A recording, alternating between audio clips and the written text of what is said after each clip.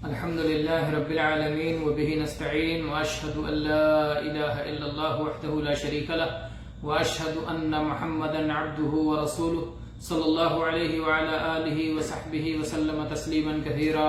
أما بعد، عن عمران بن حسين رضي الله عنه أن رسول الله صلى الله عليه وسلم رأى رجلا معتزلا لم يصل في القوم فقال: يا فلان ما منعك أن تصلي في القوم؟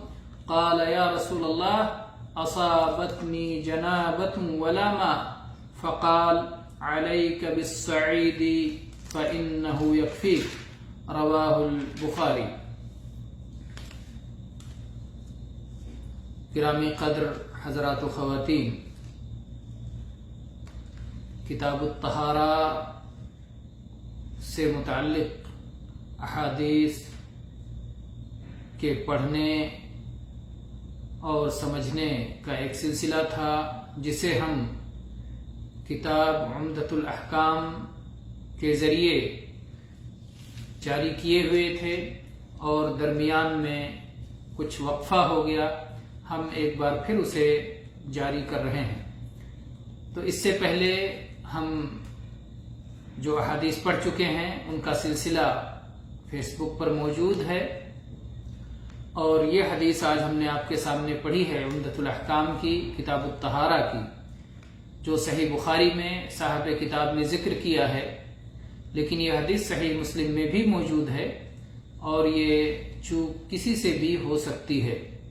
صحیح بات یہ ہے کہ یہ حدیث متفق علیہ ہے، صحیح بخاری میں بھی ہے اور صحیح مسلم میں بھی ہے.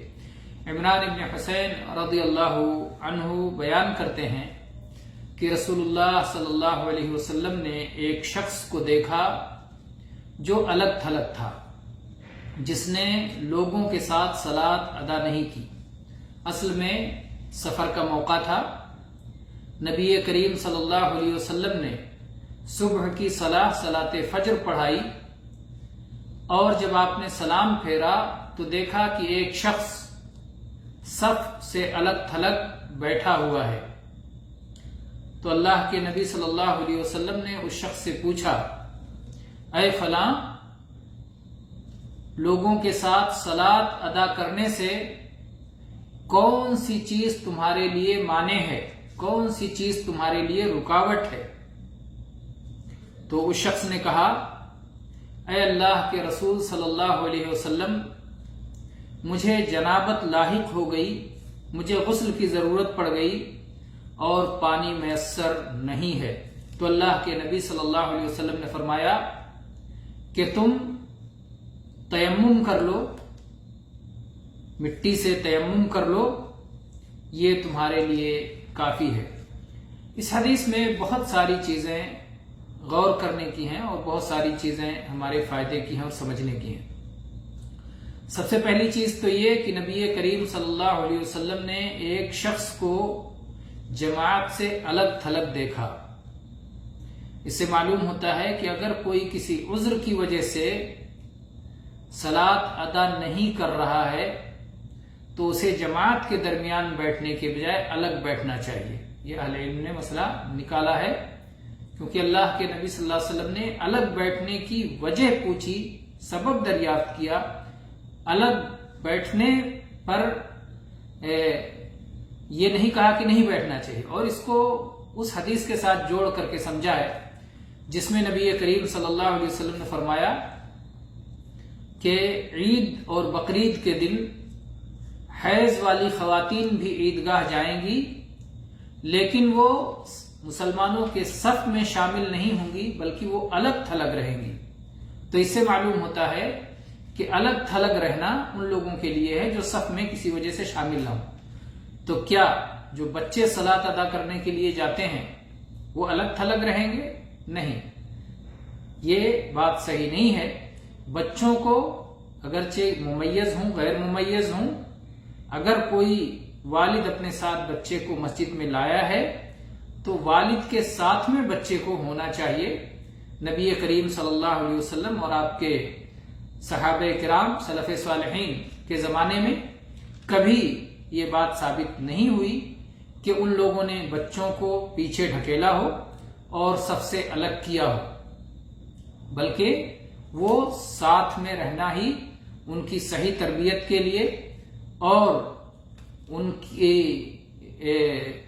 جو ہے کھیل کود اور دوسری چیزوں میں بچے ہو سکتا ہے الگ تھلگ رہیں تو ایسی حرکتوں میں لگ جائیں جو کہ مسجد میں غیر مناسب ہو، تو اس لیے ان کو اپنے سرپرست، اپنے والد، اپنے بھائی جس کے ساتھ آئے ہیں ان کے ساتھ ہی رہنا چاہیے اور سب کے درمیان ہی رہنا چاہیے۔ صلاح ادا کرنے کے لیے آئے ہیں تو وہ الگ تھلگ نہیں رہیں گے۔ تو یہ رہا پہلا مسئلہ اعتزال کا۔ پھر پوچھا کہ اے فلاں، تم نے لوگوں کے ساتھ صلاۃ کیوں نہیں ادا کی؟ جب مسجد میں صلاۃ باجماعت ہو رہی ہو اس وقت وہاں موجود سارے مسلمانوں کی ذمہ داری ہے کہ وہ سب کے سب جماعت میں شریک ہوں اور صلاۃ باجماعت ادا کریں۔ اگر کوئی شخص صلاۃ باجماعت سے الگ ہے تو یہ ایک منکر ہے، یہ ایک برائی ہے۔ ایسی صورت میں جو شخص سے اس کا ارتکاب ہو رہا ہے، جو شخص صلاۃ باجماعت نہیں ادا کر رہا ہے، اس سے سبب پوچھا جائے گا۔ یہ نہیں کیا جائے گا کہ فوراً ڈانٹ ڈپٹ شروع کر دیا جائے۔ رسول اللہ صلی اللہ علیہ وسلم نے ایک برائی دیکھی، اس برائی کے انکار کا کیا طریقہ ہے؟ اللہ کے نبی صلی اللہ علیہ وسلم سے بہتر مربی اور معلم نہ کوئی پیدا ہوا نہ ہوگا۔ اللہ کے نبی صلی اللہ علیہ وسلم نے نہایت خوبصورت انداز میں آپ کی تعلیم کا اور تربیت کا جو بہترین طریقہ تھا اسے اپناتے ہوئے آپ صلی اللہ علیہ وسلم نے پوچھا کہ وجہ کیا ہے۔ اس سے معلوم ہوتا ہے کسی بھی غلطی پر کسی شخص کو دیکھا جائے تو فوراً اس کی سرزنش کرنے کے بجائے سبب دریافت کیا جائے کہ اس غلطی کی وجہ کیا ہے، یہ جو غلط بات ہو رہی ہے یا جو غلط عمل ہو رہا ہے اس کی کیا وجہ ہے، وجہ دریافت کرنا چاہیے، اور اس کے بعد اگر معقول وجہ ہو تو اس کی وضاحت کرنی چاہیے کہ مسئلہ اس طرح ہے اور ایسا اور اس طرح کرنا چاہیے۔ یہاں پر بھی انہوں نے، صحابی نے کہا کہ اللہ کے نبی صلی اللہ علیہ وسلم مجھے جنابت لاحق ہو گئی، سفر میں ہے، زوجہ تو ہے نہیں، ظاہر بات ہے یہ احتلام کا مسئلہ ہے کہ انہیں احتلام ہو گیا، انہوں نے کچھ خواب دیکھا یا خواب کے بغیر ہی منی خارج ہو گئی نیند کی حالت میں، تو احتلام کی وجہ سے غسل ضروری ہے۔ اس سے ایک مسئلہ معلوم ہوا کہ اگر کسی کو احتلام ہو جائے تو اسے غسل ضروری ہے۔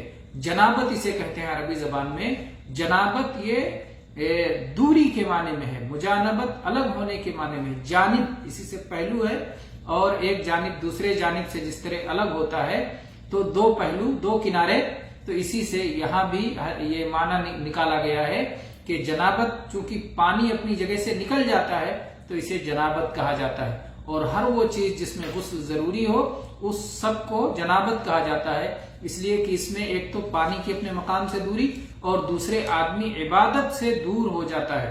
تو انہوں نے کہا کہ اللہ کے نبی صلی اللہ علیہ وسلم مجھے جنابت لاحق ہو گئی اور پانی میسر نہیں ہے۔ صحابی نے گویا اجتہاد کیا۔ قرآن پاک میں یہ حکم آیا ہے کہ جب وضو کے لیے پانی میسر نہ ہو تو تیمم کرو، تیمم کرو۔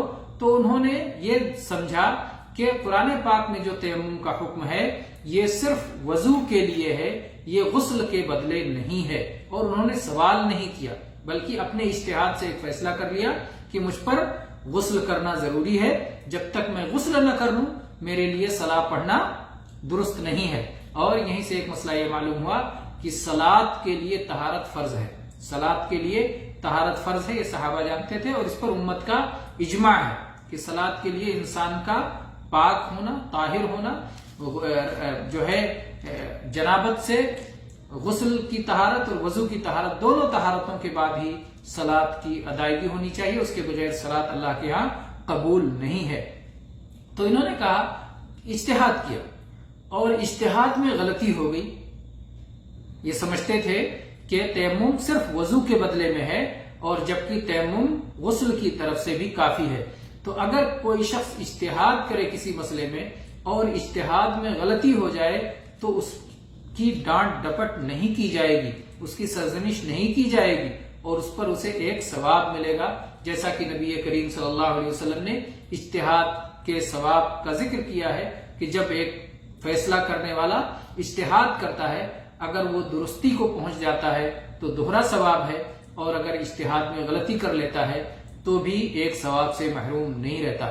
تو یہاں بھی صحابی نے اجتہاد کیا کہ مجھے جنابت لاحق ہو گئی ہے اور پانی میسر نہیں ہے، اس لیے میں نے صف سے دوری بنائی، میں الگ تھلگ بیٹھ گیا کہ جب مجھے پانی میسر ہوگا غسل کروں گا اور اس کے بعد صلاۃ ادا کروں گا۔ تو اللہ کے نبی صلی اللہ علیہ وسلم نے فرمایا کہ نہیں، یہ صحیح نہیں ہے، صحیح مسئلہ اس طرح ہے کہ وضو اور غسل کے لیے جب پانی میسر نہ ہو تو اس کے بدلے تیمم کیا جا سکتا ہے۔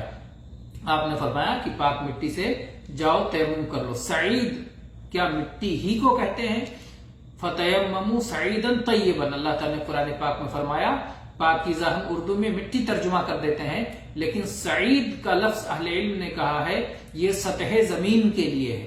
زمین کے اوپر جو چیز موجود ہو، چاہے وہ مٹی ہو، چاہے وہ ریت ہو، چاہے وہ پتھر ہو، چاہے وہ کوئی اور چیز ہو، سطح زمین پر جو چیزیں موجود ہیں سب سعید کے معنی میں داخل ہیں۔ تو سطح زمین پر ہاتھ مار کر کے تیمم کر لو۔ تیمم کے معنی ہوتا ہے قصد کرنا، ارادہ کرنا۔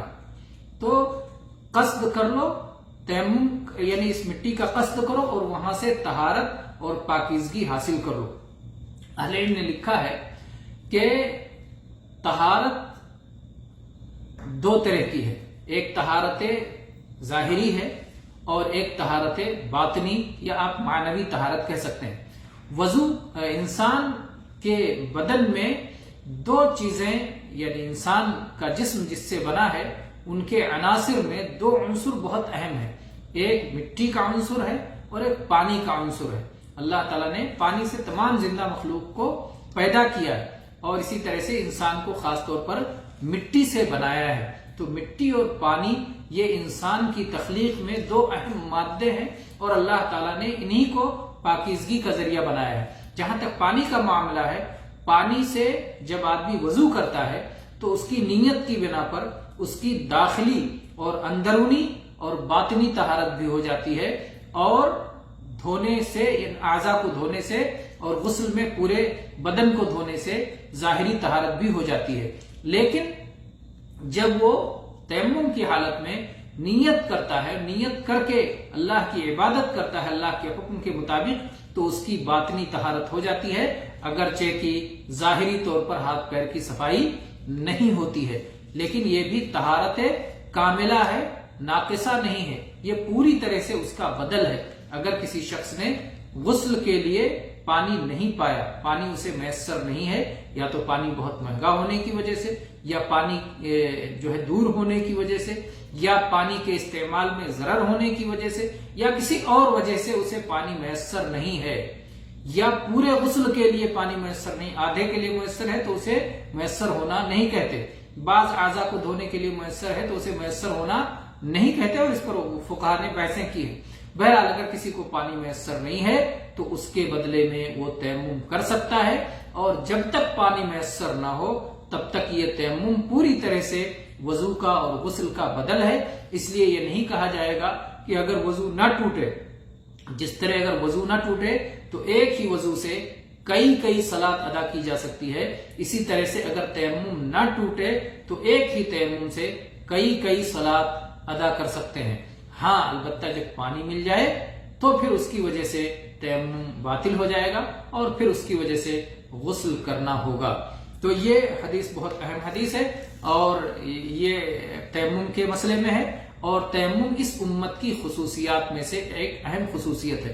بعض لوگوں نے بڑا باریک نقطہ نکالا ہے کہ نبی کریم صلی اللہ علیہ وسلم نے جو فرمایا، جعلت لی الارض مسجدا وطہورا، کہ اللہ تعالیٰ نے پوری روئے زمین کو میرے لیے عبادت کرنے کی اور سجدہ کرنے کے لیے بنا دیا ہے اور پاکیزگی حاصل کرنے کا ذریعہ بھی بنا دیا ہے۔ تو نبی کریم صلی اللہ علیہ وسلم کے قدم مبارک اس زمین پہ پڑے اور اللہ تعالیٰ نے اس زمین کو یہ خصوصیت عطا فرما دی اس امت کے لیے کہ جہاں بھی چاہے آدمی تیمم کر لے اور اس کے ذریعے سے پاکیزگی حاصل کر کے صلاۃ ادا کر لے۔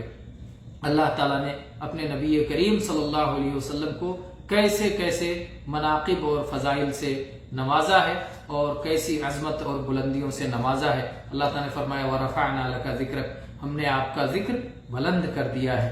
تو بہرحال اللہ کے نبی کریم صلی اللہ علیہ وسلم کی احادیث کو جب ہم پڑھتے ہیں تو اس سے ہمارا ایمان بڑھتا ہے، قرآن پاک کی تلاوت کرتے ہیں، اسے سمجھتے ہیں، اس میں غور و فکر و تدبر کرتے ہیں تو اس سے ایمان بڑھتا ہے۔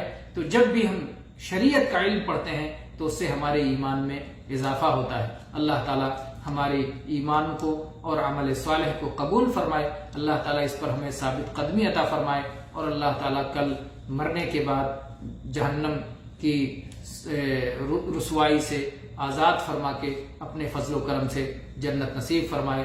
آمین وآخر دعوانا ان الحمد للہ رب العالمین وصلی اللہ علی نبینا وسلم۔